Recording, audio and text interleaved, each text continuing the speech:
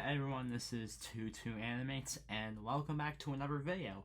Now this will be a behind the scenes video, which I don't think I've really done one. I've only done a commentary for the intro to chapter 1, but today we're going to be doing the behind the scenes, and that is exploring the set for the Blox Watch remake movie. So this is one of the sets that was used for the film. This is specifically a replica set of the big red Robloxian Highschool map.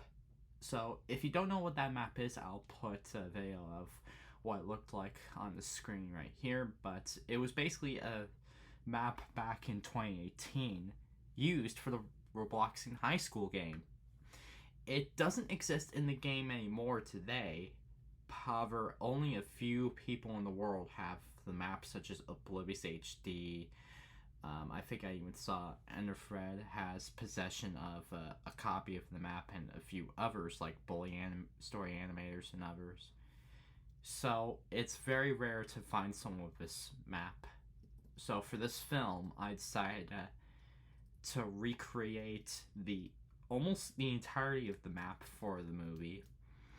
And as you can see, this is the final result. So we're gonna go on a tour and explain about this map. So we haven't built the entirety of the map, as you can maybe see in some areas. Like for example, right there, you can see that we haven't built the entirety. It's just an optical illusion, which really works in the film's favor. So let's start with the very front. So I'm pretty sure all of us remember this structure right here. This is the very front of the building. I think this was only really seen at least once or twice in the original film. So I had to find footage of the original map and recreate the front as accurately as possible.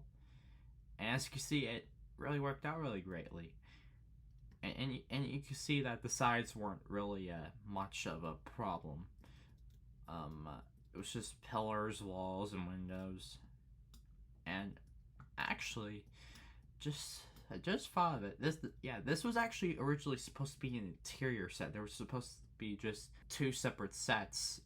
There would have been the interior, which would have been like this, and the exterior would have been a separate set. So the exterior that we see here was supposed to be an optical illusion, and everything out here was supposed to be an illusion. However, the exterior actually held up so well that I thought, you know what, we're going to turn this into a full-on replica set. So that's exactly what we did. So you come in through the main entrance here, and you can see that everything is virtually the way it was in the original game, in the original film. Now, I know the lighting here is different than what it is in the remake, and that's because this is how the set was before some modifications to the lighting were made for the movie. But pretty much everything is decent. And as you can probably see back here, there's really nothing of interest, and that's because we don't really see this room at all. So this wasn't gonna be used tonight, and I honestly forgot that there was a door here. By the time I realized there was supposed to be a door here, I think it was already too late to add in. So autism problems. And then you have the hallway wings, and then you actually have a complete stairwell here, which leads to the second floor, which is pretty much mostly, but however not entirely complete. And there's a door here that leads to absolutely nowhere. And then here's a partial stairwell, which is just another optical illusion. This was really not meant to go anywhere because we don't see it. And then you have the doors on the sides. This is meant to be the closet. You're gonna notice that these don't have words on them, and that is because I can't find the original font of the letters, so those are left just as blank. And then we have another hallway here. Now this hallway is meant to actually go to the cafeteria, which would have been right here. However, because we didn't build the whole thing, it's just another optical illusion, as you can definitely see here. Now in the film, we actually put a map pane right here so that this here wasn't obvious. So that's why in the film this looks like the complete map, but in reality it's an optical illusion. So that's really much the building itself. There's really nothing up here because we don't really see that room.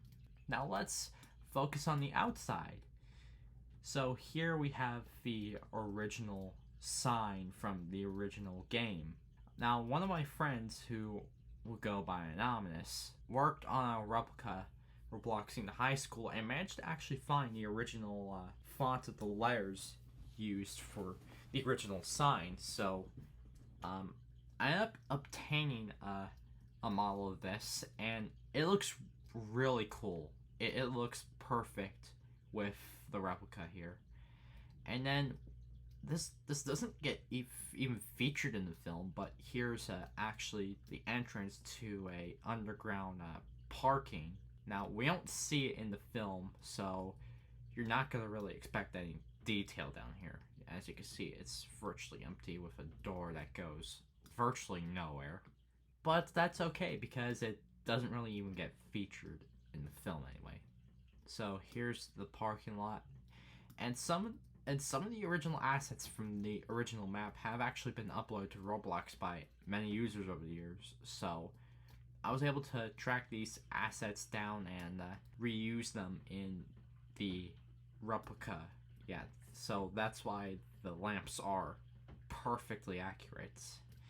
And as you can see here, we have lots of street lights all over the map, and it's really an amazing story. But I was actually able to do the roads very nicely. I remember some of my friends, they actually went out of their way to use the original 2D texture for their roads. But however, I really don't like the look of the original roads. So instead of using the decals, I use parts to represent the roads in my film because they look a lot better, and when they're unions you can really do a lot of stuff with them.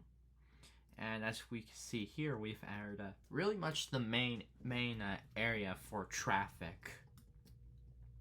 So here's actually a replica of the restaurant that one of my friends built.